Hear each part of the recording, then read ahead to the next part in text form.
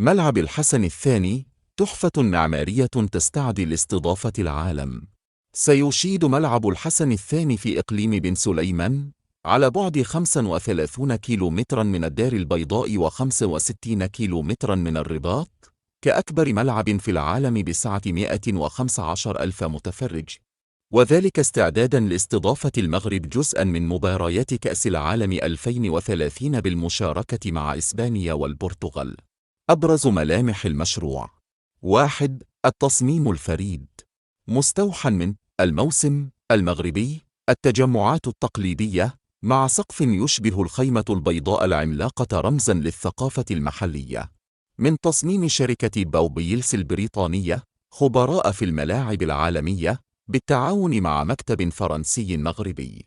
2. المواصفات التقنية، مساحة 100 هكتار، تشمل قرية رياضية ومرافق ترفيهية ومواصلات متطورة مثل محطة البراق تيجيفي.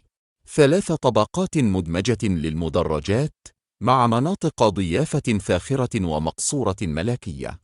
3. الأهداف والاستدامة، استضافة النهائي ينافس ملعبي مدريد وبرشلونة لنيل شرف المباراة النهائية لكأس العالم 2030. إرث دائم سيستخدم لكرة القدم والأحداث الثقافية، حفلات، مؤتمرات بعد البطولة. التحديات والانتقادات: التكلفة الباهظة تصل إلى 5 مليارات درهم 463 مليون يورو. الموقع البعيد يبعد عن التجمعات الحضرية، مما أثار تساؤلات حول إمكانية استغلاله بكفاءة بعد البطولة.